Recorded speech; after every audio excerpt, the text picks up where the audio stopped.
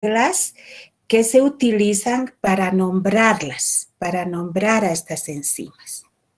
Primeramente vamos a decir que se las nombra utilizando el nombre del sustrato terminado en asa. Es decir, estas enzimas van a actuar sobre un sustrato. Por ejemplo, un sustrato sería la sacarosa, este disacárido.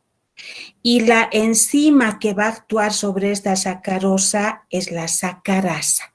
Entonces, se utiliza el nombre del sustrato sobre el cual actúan, terminado en asa. Por ejemplo, para la lactosa, que es el azúcar de la leche, su enzima será la lactasa. Ahora, es importante también tomar en cuenta para nombrarlas a las enzimas, ver que cada enzima posee primero un nombre oficial que describe la reacción que cataliza la enzima, y en este entendido tenemos 6 clases de enzimas. Tenemos a las oxidorreductasas, transferasas, hidrolasas, liasas, isomerasas y ligasas. Son 6. Y también cada enzima posee un nombre corriente o un nombre común. También se va a utilizar un número de clasificación con 4 cifras, precedidas de las letras E y C, que viene de la Comisión de Enzimas de la Unión Internacional de Bioquímica y Biología Molecular. Para que entiendan esto de las 4 cifras, vamos a usar como ejemplo a la enzima carboxipeptidasa A. A ver, código para la carboxipeptidasa A, ya saben, S de dónde viene, de la Comisión Internacional de Enzimas, y tiene estos 4 números, 3, 4, 17 y 1. Este número 3 indica que esta carboxipeptidasa A pertenece a la clase hidrolasas. El número que le sigue es el 4. Este 4 designa la subclase. ¿Qué quiere decir? Que específicamente esta hidrolasas, esta enzima que es una hidrolasa, la carboxipeptidasa A, realiza la hidrólisis de enlaces peptídicos. El número, ahora seguimos con el 17. El número 17 va a designar la subclase. Es decir, que la carboxipeptidasa A sería una metalocarboxipeptidasa que necesita como cofactor al zinc. ¿Ya? Entonces, así es que nosotros sabemos por este código a qué tipo de enzima clase pertenece, subclase, subclase, etcétera. Y el número 1 es un número arbitrario que se designa a esta subclase que hidroliza enlaces peptídicos. Entonces, eso es lo que hay que aprender de estos códigos. A veces en los libros aparecen solamente los códigos, ¿no? Entonces hay que ver esto en tablas. Vamos a ver ahora a las 6 clases de enzimas, porque hemos dicho que hay una clasificación internacional que les agrupa en 6 clases. Primero, tenemos a la primera clase, que son las oxidorreductasas. ¿Qué tipo de reacción van a catalizar? Van a catalizar la transferencia de electrones en reacciones de oxidación-reducción. El número 2 es la clase transferasas. Estas catalizan la transferencia de grupos funcionales. Por ejemplo, puede ser de un grupo amino, de un carboxilo, de un alcohol, etc. Ahora, el tercero, las hidrolasas. Estas catalizan reacciones de hidrólisis. Ahorita hemos visto a la carboxipeptidasa A, por ejemplo, una hidrolasa, estaría dentro de esta clase. El 4, las liasas. Estas van a catalizar la adición de grupos funcionales a dobles enlaces o también formación de dobles enlaces por remoción o eliminación de grupos funcionales.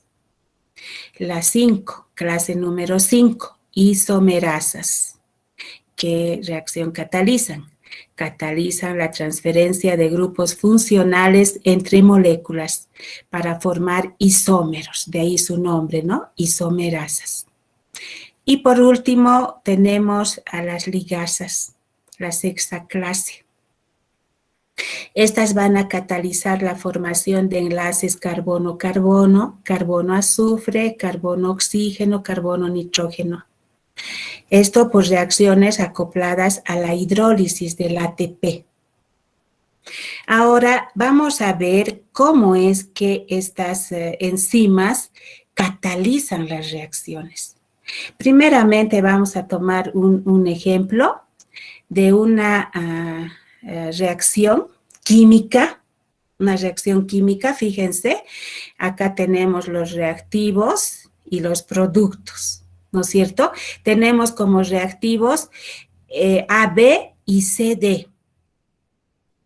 Estos reactivos tienen que absorber energía del medio para llegar a este estado, que es el estado de transición. Fíjense, acá estos enlaces están como arrugaditos, ¿no es cierto? Es que en este estado de transición se van a romper estos enlaces. Y para dar lugar a estos productos con la formación de nuevos enlaces, por ejemplo, ya que teníamos AB, ahora tenemos AC, teníamos CD, ahora tenemos BD. Se han roto esos enlaces y se han formado nuevos, dando lugar a los productos. Entonces ha habido absorción de energía para llegar a este estado de transición donde los reactivos se han cargado de energía y se han roto esos enlaces para dar lugar a la formación de nuevos enlaces que ya van a estar en los productos. Ahora, es una reacción química cualquiera, donde no hay enzima. Ahora vamos a ver, vamos a comparar. Acá está esta curva rojita, digo negra, es una reacción sin enzima. Fíjense todo lo que es negro. Aquí hay absorción de energía libre, esto quiere decir energía libre, esta abreviación, después vamos a avanzar, esto van a aprender. Entonces, en la reacción química donde no hay enzima, los productos están absorbiendo más energía de activación y por tanto también eso va a tomar su tiempo. Y en cambio los reactivos que están actuando ahí en presencia de enzima, esto es AB con enzima, entonces esa energía de activación está disminuyendo. Esa curva, fíjense, la rojita es más corta y está dando lugar rápidamente a los productos. Entonces así actúan las enzimas. Así son veloces, porque disminuyen la energía de activación de los reactivos. Eso sí o sí lo tienen que saber. Ahora, justamente, una enzima va a actuar sobre un sustrato. ¿Qué es un sustrato? Un sustrato puede ser un azúcar, puede ser una proteína, puede ser un lípido, etcétera. Entonces, esta enzima se va a unir con el sustrato, dando lugar a la formación del complejo enzima-sustrato. Luego, la enzima va a convertir al sustrato en productos y nuevamente la enzima va a estar libre para que se realice nuevamente el trabajo para producir productos. Va a estar libre ese sitio activo, nuevamente se une el sustrato, nuevamente va a dar productos. Acá les voy a mostrar esto que les he dicho en teoría. Acá está con una figurita. Esto sí o sí lo deben saber, es lo más sencillo, lo más elemental. ¿Qué más puedo decir? Lo más elemental que todo alumno debería saber. sobre el ciclo catalítico, de las enzimas. ¿A qué se refiere? Fíjense, acá tienen a la enzima, esto como puñito o morado, es la enzima, en este caso del ejemplo, es la enzima sacarasa. Y tiene su sitio activo. En un lugar de esas cadenas polipeptídicas va a haber un lugarcito donde va a estar el sitio activo. Fíjense, tiene una formita también este sitio activo. Parecen lentecitos. Y justamente el sustrato que es la sacarosa, que tiene esa misma forma estructural, va a ir y se va a unir a este sitio activo. Va a encajar acá al sitio activo. Y una vez que se haya unido al sitio activo, entonces nos dará el complejo enzima-sustrato. Ya está ahí el sustrato unido, ya está ahí la sacarosa. Luego la enzima va a hacer su trabajo, va a convertir, ¿no es cierto?, esta sacarosa en glucosa y en fructosa. ¿Qué está haciendo? Está hidrolizando este enlace que unía la glucosa con la sacarosa y nos está dando los productos. Nuevamente la enzima está libre, nuevamente se une el sustrato al sitio activo, hace su trabajo y así se va produciendo el trabajo de la enzima. Por tanto, es importante, por ejemplo, si quieren, para aprender, tomar en cuenta analógicamente, ¿no? Es decir, que la enzima sería la cerradura y la llave sería la sacarosa, porque va a ir justamente aquí a encajar, perfectamente tiene que encajar, tiene que ser estructuralmente igualito. ¿Por qué? Por eso decimos que hay especificidad enzimática.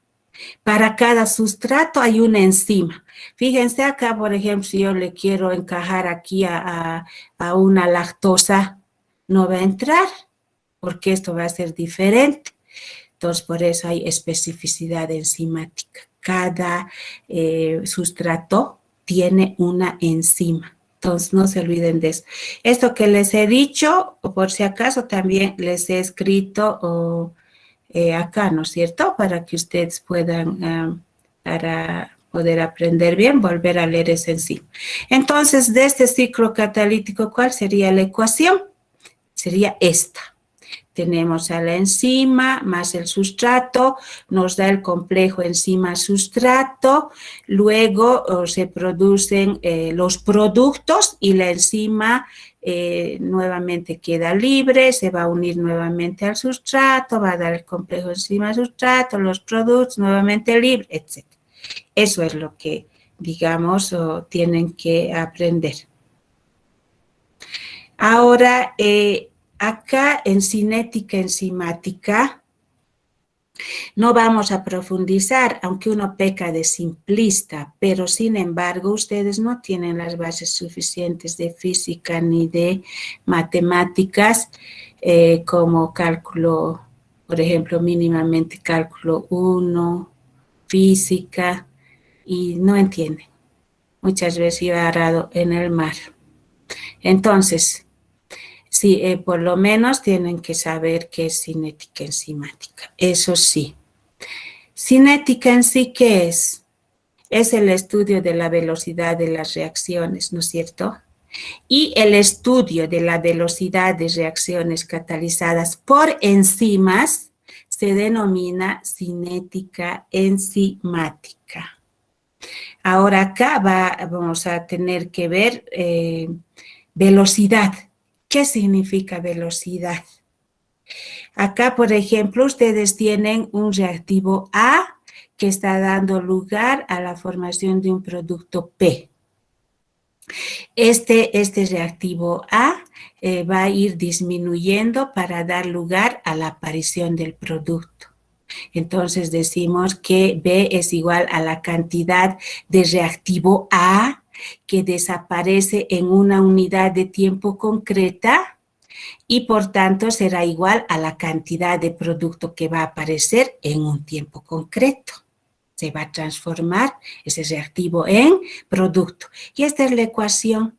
B igual a la cantidad de reactivo que está desapareciendo en función del tiempo y a la cantidad de producto que está apareciendo en un tiempo concreto. Y esto a una velocidad constante que se denomina K. Esto vamos a verlo acá, por ejemplo, aquí tenemos dos reaccioncitas bien sencillitas. Tenemos 2A que da lugar a P y A más B igual a P. Entonces, la velocidad para la primera va a ser igual a una constante por la concentración de A al cuadrado, porque son 2, ¿no es cierto? Ahora, para esta segunda ecuación será la velocidad igual a la constante por la concentración del reactivo A y B. ¿Cierto? Eso va a ir desapareciendo esa concentración para dar lugar al producto P. Ahora, esto que les había dicho, especificidad enzimática. Las enzimas son específicas y lo vuelvo a repetir, quiere decir que hay una enzima para cada sustrato. Normalmente solo una enzima va a catalizar una reacción, ¿no es cierto? O también a un grupo, pero ese grupo de reacciones están muy relacionadas, muy estrechamente relacionadas. Por ejemplo, si hablamos de enzimas proteolíticas, estas enzimas proteolíticas van a producir hidrólisis de enlaces peptídicos. Entonces estamos hablando de un grupo. Ahora, tenemos que tomar en cuenta que hay factores que influyen en la actividad enzimática. Ahí vamos a mencionar a los siguientes: la concentración molar volumétrica del sustrato, la concentración de la enzima, la temperatura, el pH y también la presencia de cofactores y coenzimas, que esto les voy a explicar luego. ¿Qué quiere decir el primer factor? Concentración molar volumétrica del sustrato. La actividad enzimática va a variar si ustedes tienen mucha concentración o poca concentración de sustrato. Si hay más concentración, obviamente esto se va, y poca enzima, esto se va a producir en más tiempo. Pero si tienen a la vez bastante sustrato y bastante enzima, también se va a realizar en un tiempo récord, ¿no? Porque hay la suficiente cantidad de enzima que va a transformar a ese sustrato. Entonces, a eso se refiere. Concentración molar volumétrica de sustrato y concentración de la enzima están relacionados. Ahora, cada enzima tiene su temperatura óptima, donde va a actuar de manera óptima. También tiene un pH específico, un pH óptimo. No puede actuar, si ella actúa en pH ácido, si ustedes lo llevan a un pH alcalino, se va a morir, se va a inactivar. Y por último, también es importante mencionar que deben estar presentes ciertas sustancias que se denominan cofactores y coenzimas, que las vamos a ver luego. Si no están presentes estas coenzimas, por ejemplo, o cofactores como hace rato para la carboxipeptidasa A, habíamos mencionado al zinc. El zinc es un cofactor. Si no va a estar presente el zinc, esa carboxipeptidasa A no va a despertar y por tanto no va a trabajar. Necesita de la presencia de ese cofactor. Por eso es importante el consumo de estos elementos inorgánicos y también orgánicos como las coenzimas que van a provenir de vitaminas hidrosolubles. Eso lo vamos a ver. Ahora vamos a ver este ejemplito para que se les quede sobre los factores que influyen en la actividad enzimática. Fíjense, estamos con una enzima humana y la temperatura óptima de esta enzima humana va a ser más o menos a unos 36,5. esa va a ser su temperatura óptima. En cambio, la temperatura óptima para una enzima de una bacteria que es resistente al calor, es termorresistente, puede ir más allá de los 70, incluso casi llegar a los 80, imagínense. Pero ahí esa es su temperatura óptima. Esa enzima de esa bacteria es óptima, su actividad a esa temperatura. Imagínense si la cambiáramos a una enzima humana y le llevamos a esta temperatura, la vamos a cocinar, pues se va a inactivar. Por eso cada enzima tiene una temperatura óptima. Igualmente pasa con el pH. Por ejemplo, fíjense que el pH óptimo para la pepsina, que es una enzima proteolítica que está en nuestro estómago, su pH óptimo es cercano a 2, casi 2. El pH de nuestro estómago es en promedio 2, es bastante ácido, pero la pepsina, esta enzima, actúa ahí, chocha, es su pH óptimo. En cambio, para la tripsina, que es una enzima que es producida por el páncreas y que desemboca en el intestino delgado, su pH óptimo es 8, porque el pH en nuestro intestino delgado ya es 8, ya es alcalino. Pero ahí está bien ella. Pero si las cambiáramos a la tripsina al estómago y a la pepsina al intestino, las vamos a inactivar. No están en su pH óptimo. Están fuera de su pH óptimo. Ahora vamos a hablar de los cofactores. Muchas enzimas para cumplir su función catalítica van a necesitar de la ayuda de estas sustancias no proteicas, que son los cofactores. Estos elementos inorgánicos como el zinc, el magnesio, el cobre, el níquel, el molibdeno, el selenio, el manganeso, el potasio, van a necesitar de la presencia de estos elementos químicos. Ahora, hay términos que hay que manejar. Una enzima sin su cofactor se denomina apoenzima y con su cofactor holoenzima. Cuando una enzima ya está unida a su cofactor, decimos que está en su estado de holoenzima, esta chocha con su cofactor, porque le va a ayudar a activarse, le va a ayudar a cumplir su tarea.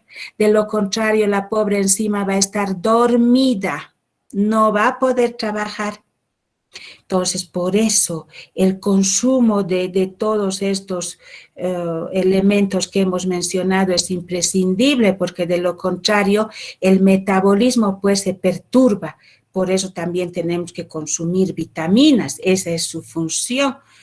Ahora vamos a ver justamente a las coenzimas. Las coenzimas, al contrario que los cofactores que son inorgánicos, ya son orgánicas las coenzimas, son moléculas orgánicas. Y la mayoría de estas son vitaminas hidrosolubles. Entonces, las vitaminas hidrosolubles son coenzimas o precursores de coenzimas. Y vamos a nombrarlas. ¿Cuáles son? Ya van a ir familiarizándose con estas vitaminas hidrosolubles. Fíjense, acá tenemos a la B1, que se llama tiamina. La B2 se llama riboflavina. La B3 es la niacina, que en Estados Unidos también se...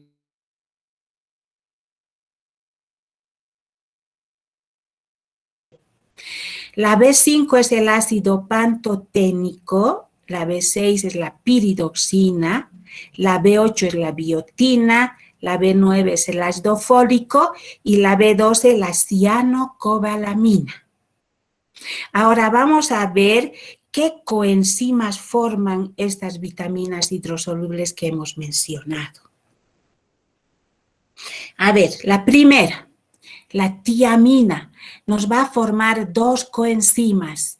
La primera es la tiamina pirofosfato, que se abrevia TPP. La segunda es la tiamina trifosfato, abreviado TTP. Estas son coenzimas de esta enzima, que es la piruvato deshidrogenasa. Luego, la B2, que es la riboflavina, nos va a dar estas dos coenzimas. La flavina mononucleótido, que es la FMN, y la flavina adenina dinucleótido, FAD, que es, por ejemplo, o coenzima de la monoaminoxidasa, esta enzima. Ahora, la B3, la niacina, va a dar lugar a la formación de estas dos coenzimas. Nicotinamida adenina dinucleótido, de ahí viene su abreviación, nicotinamida adenina dinucleótido. Hay cierta dificultad de que aprendan esto, pero si lo repasan no va a ser difícil. Luego tenemos la nicotinamida adenina dinucleótido fosfato. Ya tiene fósforo más en su estructura y es esta coenzima de la lactato deshidrogenasa.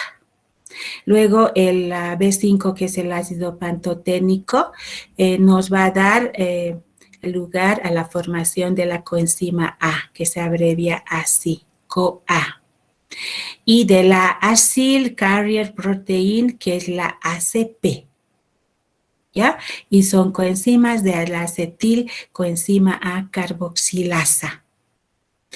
Ahora tenemos a la B6, que es la piridoxina, que va a dar lugar a esta coenzima, que es el fosfato de piridoxal. Este fosfato de piridoxal, por ejemplo, es coenzima de la glucógeno fosforilasa.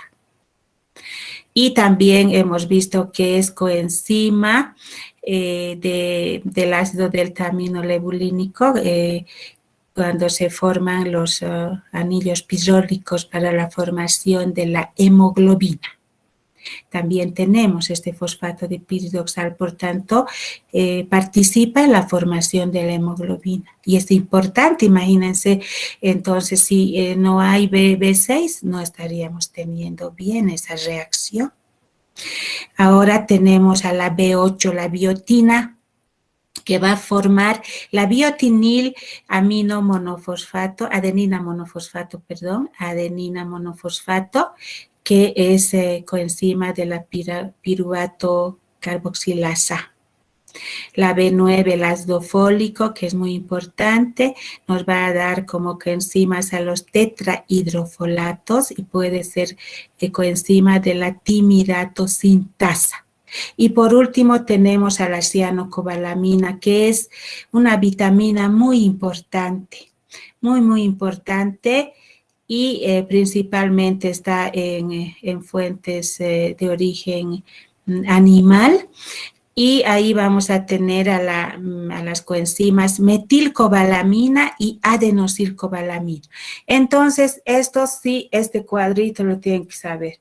Tenemos estas vitaminas con sus nombres y cada una de estas vitaminas hidrosolubles nos da lugar a la formación de estas coenzimas que van a participar en el metabolismo y ya las van a estar viendo sin ir lejos, las van a ver en el metabolismo de la glucosa, en la glicólisis, en el ciclo de Krebs, ya les van a estar viendo estas coenzimas porque las enzimas que van a actuar en estos ciclos metabólicos necesitan de esas coenzimas. Hasta ahí hemos hablado todo sobre actividad. Todo sobre la actividad enzimática, los factores que influyen, que resumiendo vamos a decir la concentración molar de sustrato, la concentración de enzima, la temperatura, el pH, la presencia de cofactores y coenzimas. Ahora vamos a ir a la inhibición enzimática, al bloqueo de la actividad enzimática.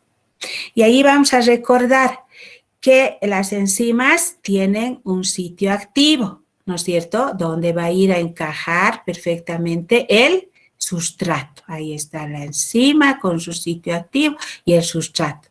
¿Qué va a pasar en la inhibición competitiva? En el bloqueo, si ustedes quieren, competitivo. En esta inhibición competitiva, el inhibidor competitivo va a competir con el sustrato. ¿Para unirse dónde? en el sitio activo. Y aunque no es igualito estructuralmente, fíjense, pero ya tiene una parte que sí puede encajar en este lugar del sitio activo. Y de esa forma lo va a bloquear al sustrato, no va a poder unirse ya este sustrato al sitio activo. Ahí entonces la enzima está inhibida, está bloqueada, está inactiva. Ahora, en la inhibición no competitiva, el inhibidor competitivo, fíjense, la inhibición no competitiva, el inhibidor se va a ir a colocar en un sitio, en un lugar alejado del sitio activo. Pero sin embargo, al unirse a este lugar, por más que esté alejado del sitio activo, ¿qué está haciendo? Está modificando la forma del sitio activo y por tanto está impidiendo que el sustrato vaya a unirse. Entonces no va a haber actividad enzimática, porque usted sabe, tiene que unirse el sustrato al sitio activo para que haya actividad, ¿no? Para que trabaje la enzima. Entonces esto que les he dicho está acá en el texto, les he colocado. Les he colocado que los inhibidores competitivos son sustancias similares a los sustratos en estructura química y que compiten con el sustrato para unirse al sitio activo, impidiendo de esta manera que se una el sustrato. Este proceso es reversible. Va a depender de la cantidad de sustrato y de inhibidor, y ambos van a competir, van a ir a la gana-gana por quién se une al sitio activo. Ahora, en la no competitiva, el inhibidor se va a unir a un sitio diferente al sitio activo y de esta manera va a lograr modificar la forma de este, es decir, del sitio activo, y va a impedir la unión del sustrato. Eso está también ahí en textito para explicar la figurita, para que tengan un refuerzo. Ahora vamos a hablar de regulación alostérica, porque tampoco las enzimas van a estar activas todo el tiempo. Por un momento también es necesario que estén inactivas. Entonces, muchas enzimas poseen varios sitios de enlace para los reguladores alostéricos. O sea, va a haber un lugarcito diferente al sitio activo, son los lugares, sitios de enlaces que se dice para reguladores alostéricos. ¿Qué son los reguladores alostéricos? Son proteínas que están elaboradas de dos o de varias cadenas polipeptídicas y estas proteínas se van a unir en el sitio alostérico de la enzima. Ahí se van a enlazar. Entonces, vamos a tener dos clases de reguladores alostéricos. Vamos a tener aquellos que estimulan la actividad enzimática y se van a denominar activadores, y aquellos que van a disminuir la actividad enzimática y se van a llamar inhibidores. Entonces tenemos reguladores alostéricos activadores e inhibidores. Y esto se tiene que dar en el metabolismo. Por ejemplo, el inhibidor y el activador alostérico igual van a entrar en competición para unirse al mismo sitio alostérico. ¿Ya? Por ejemplo, tenemos en lo que se denomina la respiración celular, donde están la glicólisis, el ciclo de Krebs, la fosforilación oxidativa, que son vías metabólicas. Ahí, por ejemplo, en una enzima de estas vías catabólicas puede tener un sitio alostérico para el ATP y también para el ADP. Entonces, la enzima puede ser inhibida por el ATP y activada por el ADP. Entonces, tiene los dos lugares. ¿Y cuándo se da esto? Por ejemplo, cuando el organismo necesita que se forme ATP, entonces se va a activar ese sitio alostérico, el ADP se tiene que transformar en ATP. Y contrariamente, si es que ya hay una cantidad suficiente de ATP, ya no es necesario que se produzca más ATP, este mismo ATP lo va a inactivar a la enzima. A eso se refiere. Acá les he puesto justamente, si la producción de ATP es inferior a la demanda, el ADP se acumula y activa las enzimas que van a acelerar la velocidad del catabolismo para producir ATP. Pero si el aporte de ATP es suficiente y excede a la demanda, ya no necesitamos más ATP. Entonces ya hay número ya suficiente de ATP, entonces ese mismo ATP va a ser el que va a inhibir a esos sitios alostéricos. Entonces, estas enzimas alostéricas, con switch alostéricos, se van a comportar como válvulas, van a controlar, aquí les he puesto, van a controlar la velocidad de las reacciones en las vías metabólicas, porque hay un momento en que ya no se necesita ATP, van a inhibir el enzima. Hay poco ATP, entonces van a activar. Eso sería. Ahora, ¿qué más tenemos acá? Regulación del metabolismo. Justamente las enzimas van a regular el metabolismo con esta actividad que les he dicho. La célula, ahora nos centraremos en la célula.